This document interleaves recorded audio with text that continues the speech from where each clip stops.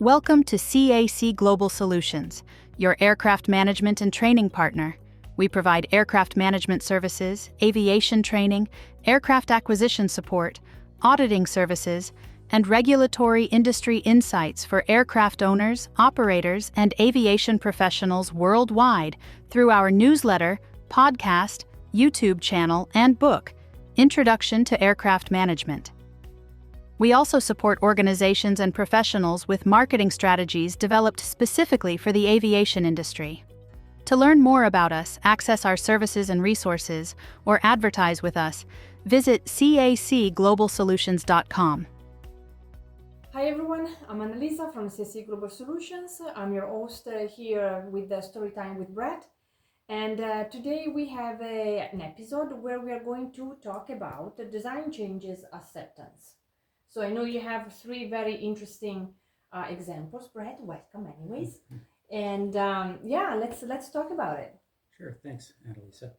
I've got a whole bunch of different stories about acceptance of that design changes and modifications, repairs, and such. Today, I've just got three that I was hired for as a consultant before I joined Transport Canada, where this operator approached me and they wanted to import 3 aircraft. So there were 3 aircraft that this company hired me to import back into Canada as minister's delegate to issue certificates of airworthiness to. One was an AS-332 Super Puma helicopter. One was a de Havilland Dash-8, and the other was a Learjet Lear-45.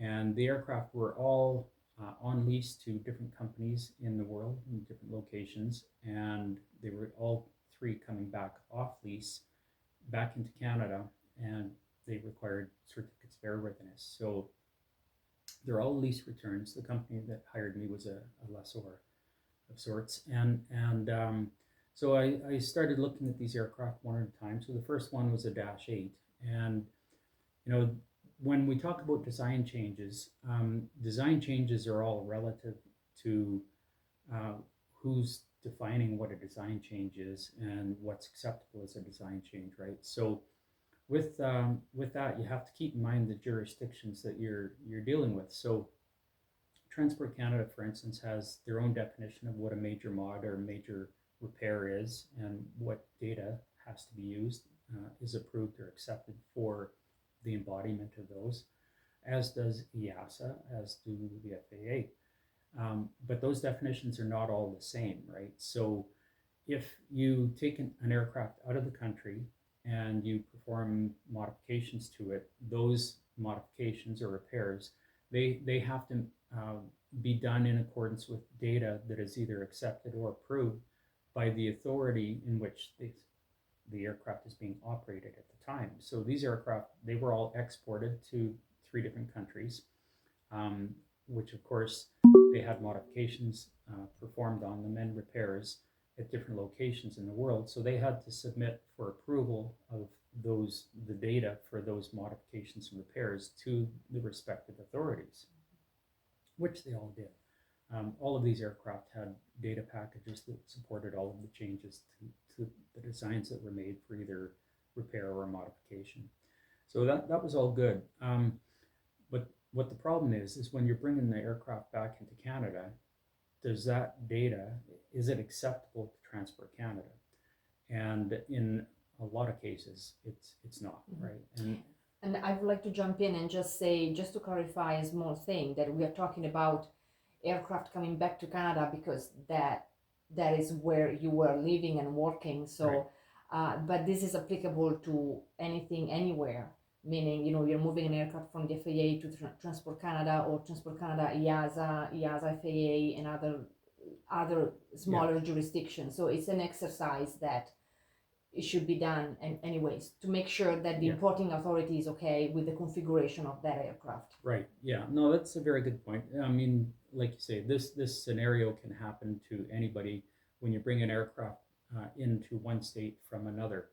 And some important aspect that really you have to keep in mind, and as from a regulator's perspective, I drive this home all the time, I try to, it's the importer's responsibility to ensure that all of the requirements are met.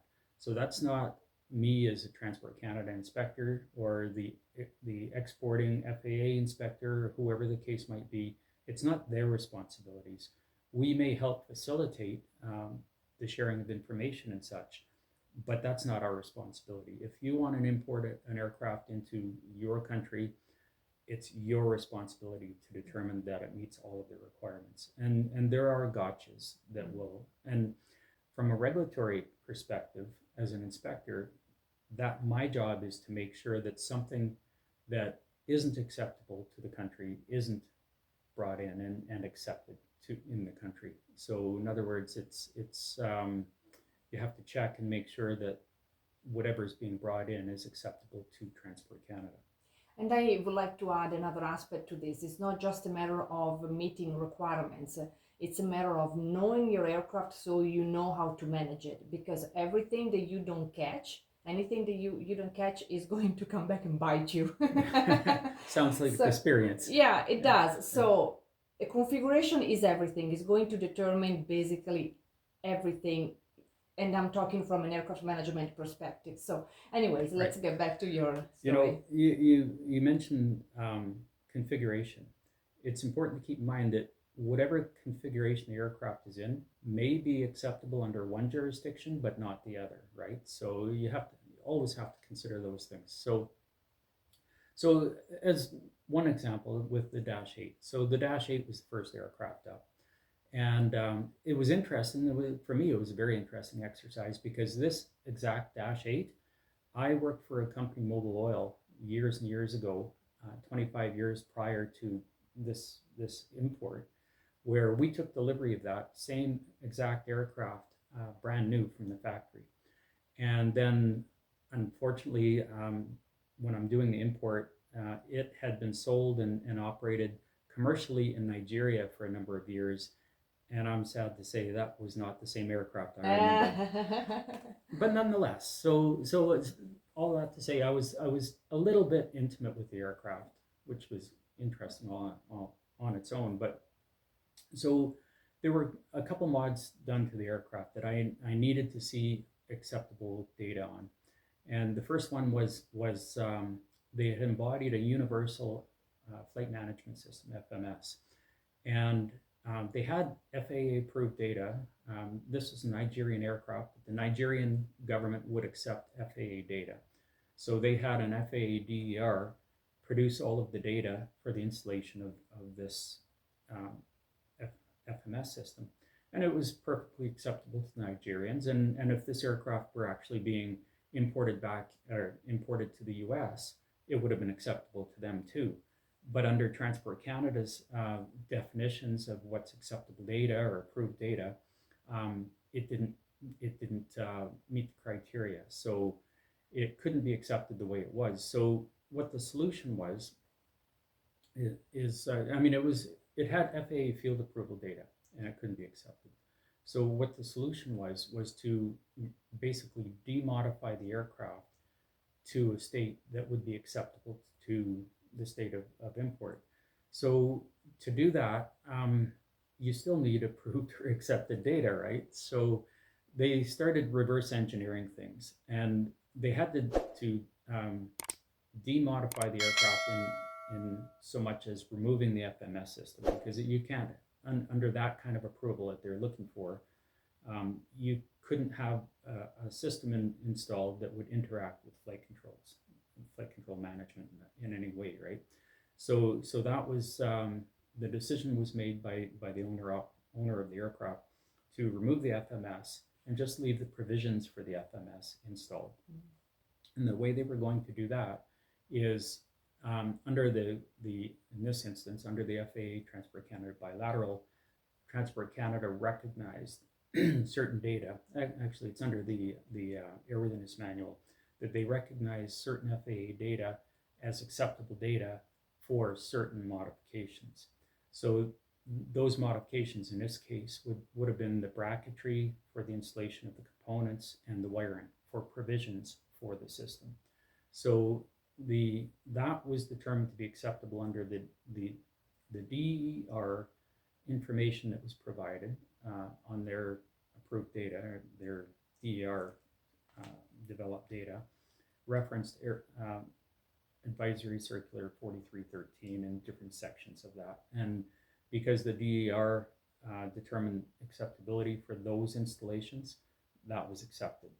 It was determined to be acceptable to Transport Canada. So that's one way that that mod was dealt with. Now, excuse me, if this aircraft were going to EASA land, for instance, it might be that they don't accept AC 4313 because, again, every jurisdiction has different definitions on what they determine to be acceptable and what is not, right? So, and because we have a mixed audience, we have some, FAA people, EASA people, and other aviation professionals around the world that listen to this. I just want to make a little comment. So the DER, FAA DER, is more or less the equivalent of a Part 21J. yeah, well, right, in the EASA world. It works in different ways, but in a big scheme of things is very similar to, they do design work. This is what I'm trying to get. Design approval, their design engineer representative. Exactly. Where a 21J is an organization. Yeah. A DER may work independently. Yeah, no, like I said, there are differences, but I just wanted to make sure that whoever is watching this video has an idea of what the hell is a DER and all of that stuff, right? Yeah. So that was that piece of that aircraft. Then another piece of the aircraft that I found interesting was the APU, the auxiliary power unit. I asked to see the approval for the installation of the APU, and the response was, well, it came with an APU. It's OEM. It's original equipment. And this is where, I guess, to their demise, or to their unfortunate situation, I was able to say that APU was not installed as original equipment. That was an STC. And they challenged me on it, and I said, no, I'm sorry. I was there. I took delivery of the aircraft when it was new, and that APU was installed under an STC, Canadian STC. So being imported back into Canada, if they could come up with the STC, then it's not a problem, right? So they went digging, and sure enough, they came up with the Canadian STC that said that was installed. Well, there are two things that I like about this. One that we discussed before starting, this interview, that STC on engines and APUs, they are more common than you think. Yeah. It's something that I have to remind myself to check, because I take for granted that the engine, maybe there was an engine change, but it was the same model, just different serial numbers. It's not that automatic. I don't automatically think that, it was an STC when it comes to APUs and engines, but I think it's more common than.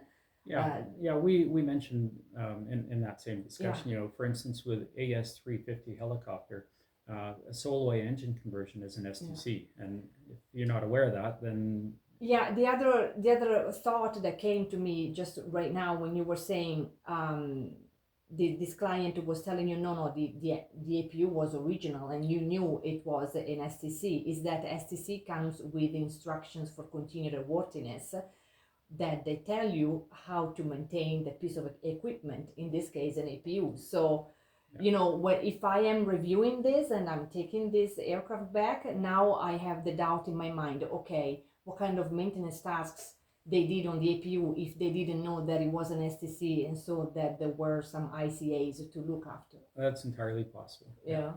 No, those are just the tiny little details, little things that to consider during these transitions projects. Oh, for sure.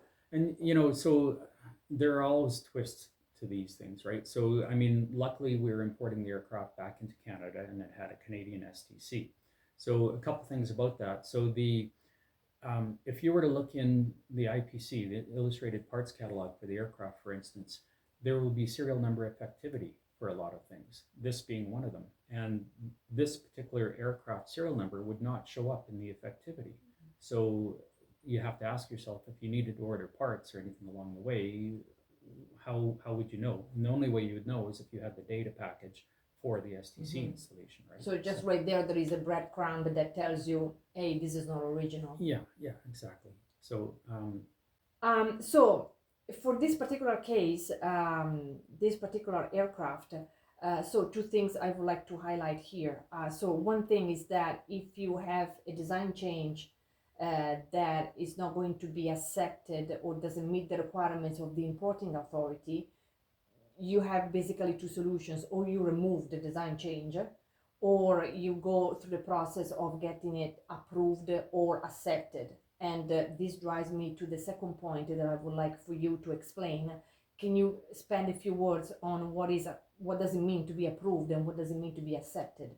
okay, so approved is the authority that is that you have to look at the data that you're using, and was the data actually stamped and accepted as approved, and did the jurisdiction have the authority to approve it? First of all, and an approval, they will issue an approval document, a supplemental type certificate approval, whatever the case might be. In the FAA world, for instance, an FAA field approval is captured on a 337 document, and that's considered an approval. Mhm. In Canada, that same document would not be considered an approval. Uh, it would be accepted as acceptable data, not necessarily as approved data. This is where you start getting into the fine detail of definitions of major and minor. Mhm. For a small FAR 23 aircraft, it may be considered approved data. Or if it's an FAA stated design aircraft, it may be considered FAA approved data. But if it's a FAR 25, it may only be considered acceptable data. But acceptable is where another authority has determined. Actually, it doesn't even have to be another authority. It can be an authority by definition where the data meets certain criteria and is accepted by the authority as meeting a certain standard. Mhm. And they won't issue an approval for that. They will simply accept that data. And they usually do that, for instance, in Canada through the Airworthiness Manual. There's a definition of what is acceptable data, what is approved data, and it changes for major and minor mods, Mhm. right, as well, right? And that you have to keep in mind also, that what, by definition, what is major and minor in Canada will not necessarily be the same in EASA land or in the FAA's world. So, and I've seen this where you'll have a modification brought into Canada that was done to FAA approved data that is not acceptable in Canada, because the definition, it's no longer considered a minor mod in Canada, it's considered a major, for instance. And this happens going into EASA all the time, EASA land. So you have to be careful of that. Which brings me back to even this STC. I mentioned it was a Canadian STC for an aircraft being imported back into Canada. If this same aircraft were being imported into somewhere in EASA land, that Transport Canada STC may not have been acceptable. So right there, you could have an aircraft with an unapproved mod being the APU. Now you're not just going to demod the aircraft, right? Yeah. And it brings me to another point that you mentioned about demodding the aircraft. You said you have two options. You can have the data approved, or you can demod the aircraft. Well, having data approved in a lot of instances is very timely. I mean, it can be 6 months to a year, or whatever the case might be, depending, particularly with foreign registered aircraft. State authorities take their time. Usually they allow much greater service level time periods for foreign aircraft than they do their own, simply because it's not in they're not responsible for it. It's not in their airspace. It's not an FA aircraft, for instance. So they'll get to it when they get to it, right? So that's a long time process potentially. But the other aspect is demodding is not simply removing components from an aircraft.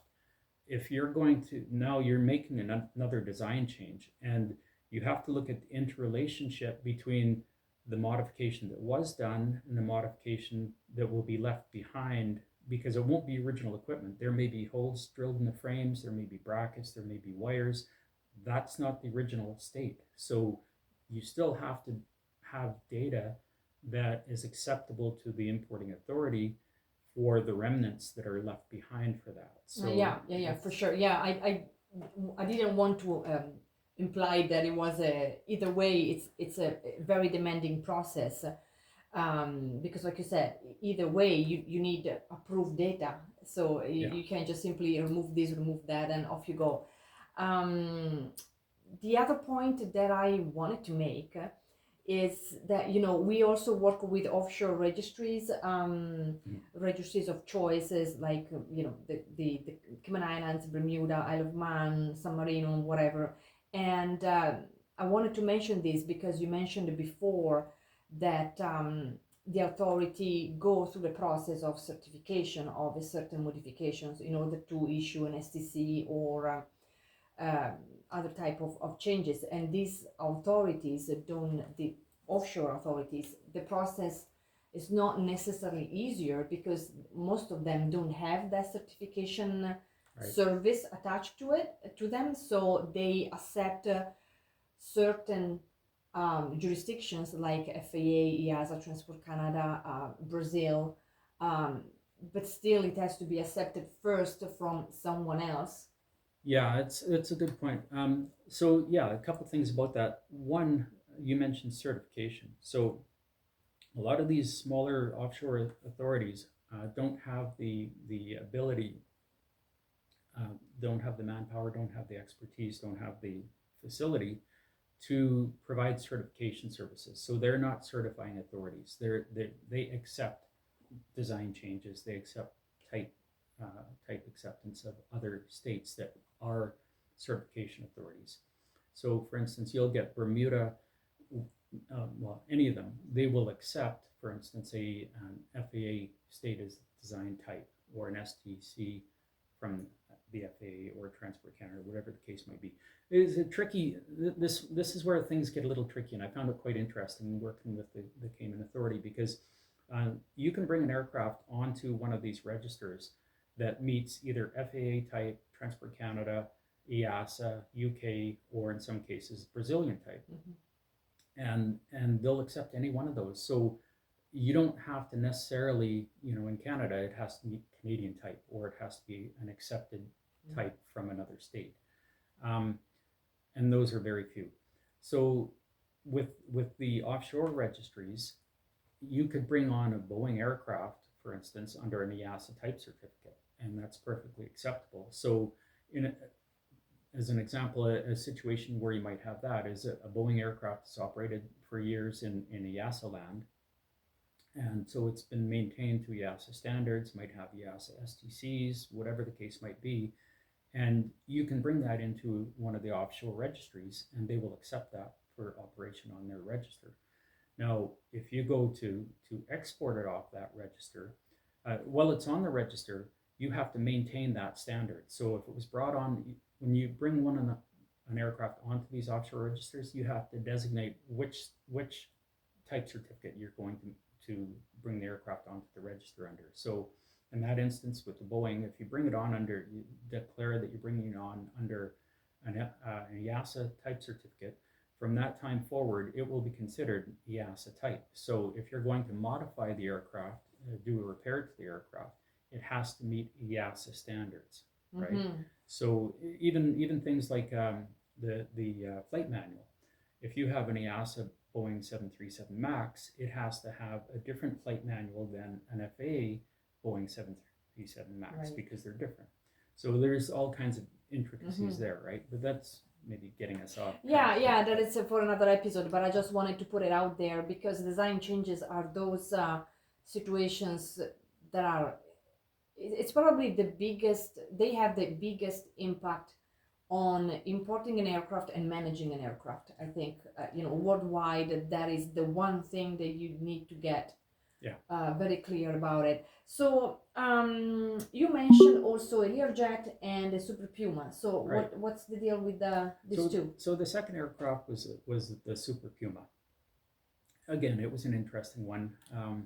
They flew it into Canada on the foreign register, and it got into Canada. It was in the maintenance facility, and I was on site looking at this aircraft, and it was apparent right off.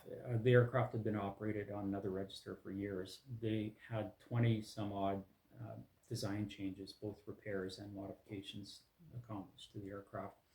And of course, none of them had FAA approval or were Transport Canada approved or Transport Canada accepted. So they had to go through the whole exercise. Now, luckily, the same organization, they had a design organization approval.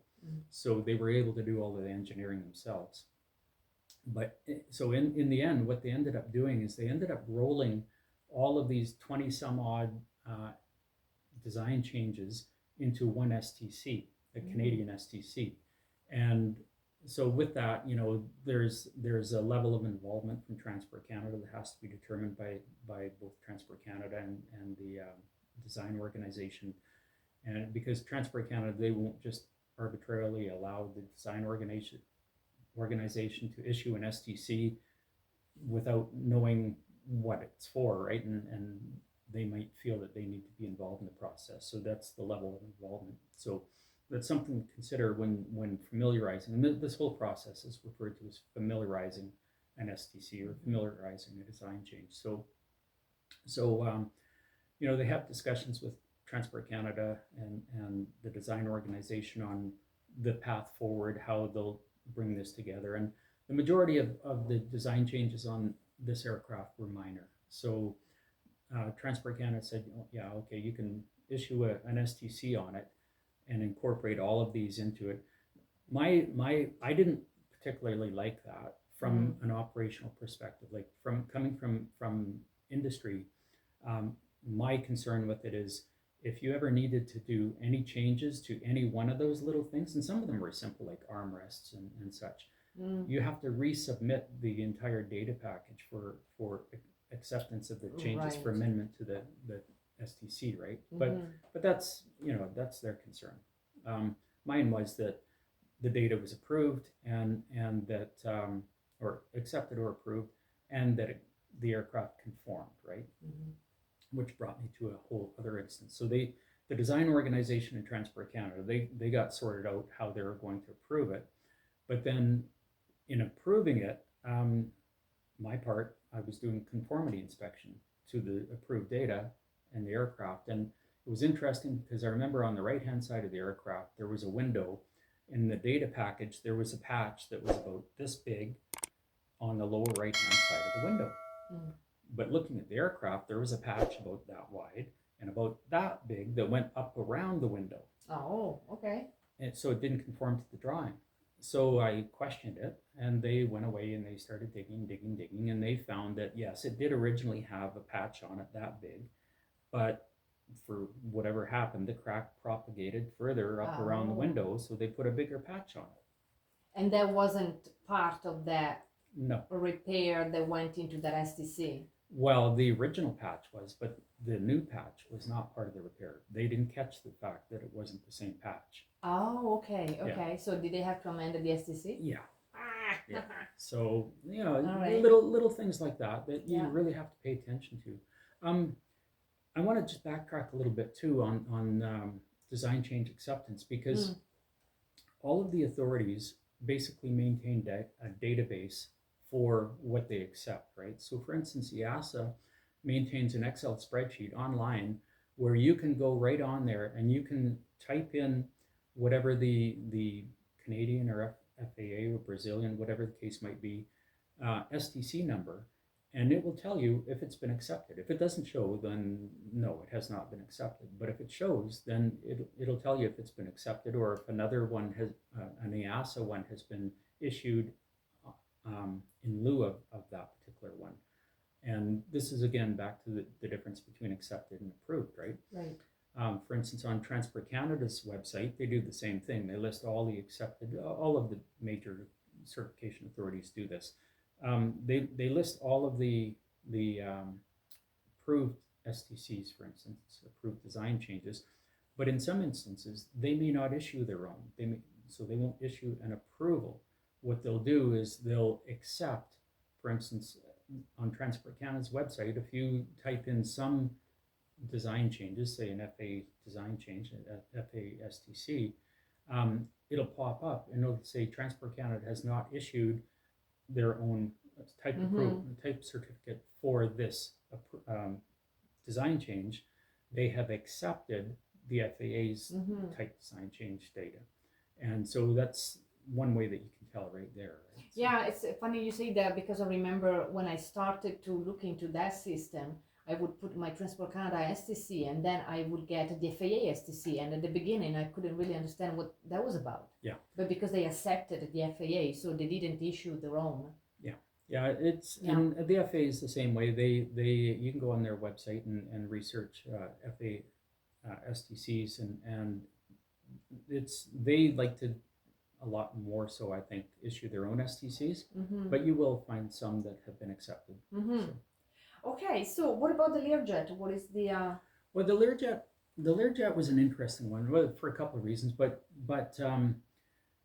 the first reason I found it really bizarre. So I flew to Winnipeg to meet the flight crew. The aircraft was being delivered back from Ireland, and two ferry pilots delivered the aircraft to Winnipeg. These two pilots had never met each other before. They'd never flown, obviously, together before, but they flew the aircraft completely uneventful from Ireland to Canada, to Winnipeg, and I met them in Winnipeg.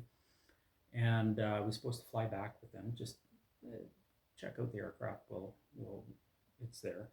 And we were sitting before we left, and these two pilots we had a checklist that the lessor wanted them to perform in-flight tests on the way back as part of the lease return. And one of the checklist items was to do in-flight shutdowns. And they were looking at me and they said, "Are you comfortable if we do this?" And I said, "Well, I don't know. You tell me. Are you comfortable?" And they said, "Not really." And I said, "Well, then I'm not comfortable." Right. But yeah, they'd never practiced them together. They'd never done them before together. And you know, this is, I've seen a very common thing where people are asked to do flight tests. And one, they may not be qualified to do, you know, that might take you into a realm where there are tests and situations, tests and procedures that put you in situations that require specialty training or whatever the case might be, right? So there's that aspect. So right off, it was a funny one. But the aircraft itself was a good aircraft. But the thing about that aircraft was not so much regulatory requirements, but it was a lease aircraft. And on lease back for aircraft, there are always conditions about, I mean, when you take an aircraft out on lease, they inspect it, the lessor and the accepting leasee inspect it, and it's like renting a car. You know, you look it over, you look for any previous damage, you don't want to return it with a scratch on it because the lessor is going to make you pay for it. And I mean, that's a minor detail, but I mean, it can get quite intense. And in fact, in this case, it did. Part of the lease conditions were that they returned it with borescope of both engines, which is not uncommon at all. No. And the results for the borescopes, they were within limits, but there was damage, right? So from a regulatory perspective, I could not condemn the engines. I could not say that they weren't serviceable. They were declared serviceable. However, they didn't meet the lease return criteria. So all of that to say that, you know, even if something meets all the regulatory requirements for whatever jurisdiction you're in, you have to be aware of the situation. Like, are you in a lease return situation? Are you in a sale situation? I've seen sales fall through too because design changes have been incorporated and such. And I mean, that's a whole other story. But yeah, you've got to know what it is you're looking for. What are the drop deads? What are the gotchas? And those change from one jurisdiction to another. I guess that's one of my biggest points to point out is you really have to know what the requirements are for the jurisdiction that it's coming from and that it's going to. And from a regulator's perspective, I've worked with authorities that go, in my mind, that extra mile. Like it would not be uncommon at all for me to call another authority and say, hey, this aircraft is intended to be imported into your state. Can you please tell me, this is the condition that we intend on exporting it under, and we're going to issue an export document that says this, this, and that. Is that acceptable to you? It's not my responsibility as an exporting authority, but you try to help out where you can. And for the most part, it works really well. They'll tell you, and it's not for me to fix it. It's for me to say to my client that's wanting to export the aircraft that, okay, you shouldn't have a problem. I've spoken with so-and-so. If you want, and you get there and you run into issues, here's their contact information. And it just seems to help the situation go a little smoother in a lot of cases. So. Yeah, this is not a standard procedure, though. This is a really going extra mile, which I appreciate when I see it, because it makes the process go smoother for sure. So I like your point, and this is why before I was saying you have to pay attention, because it's going to come back and bite you, because it's just not a matter of requirements, which obviously are the first things that we looked at, but also at the end you're going to be the end user. Whether you're a lessor or an aircraft management company, you have to manage whatever is installed on the aircraft. So make sure that you have a very clear picture of what you're getting, not only through transition aircraft between lessors, but most importantly when you buy an aircraft, because people get all excited and they very often I don't see people understanding the importance of a pre-purchase inspection. That is so important. I'm glad you actually brought that up, because you and I have literally seen people buy an aircraft without doing a pre-purchase inspection. And any one of these examples that I just mentioned and we talked about, they can get you. And I've seen people buy aircraft and they sit parked for 11 months while they sort out the details on it. Yeah. And I don't know, the aircraft owners that I've known have been, a lot of them, high wealth individuals, and if you let them spend millions and millions of dollars only to park their airplane for 6 to 11 months while you get details sorted out that you could have prevented in the first place, that's not good. Yeah, that's not a good start. Anyways, okay, well, so I really enjoyed this topic. I really like it, because there are a lot of different things that you have to look at and consider. So I think they are fun. There might be a headache sometimes, design changes, but they're really fun. So I know we will continue in the future with these design changes, because I know you have a ton of other examples that we can evaluate together. So anyways, well, thank you for today's episode, and I really enjoy it. So if you guys enjoyed too, please like, share, and subscribe. It's going to help our channel to grow and to reach more people. As you can see, this is very educational type of videos for aviation professionals. It's not just pure entertainment. So anyways, share with a colleague, with whoever you think can benefit from these discussions, and see you next time. Thank you so much. Bye.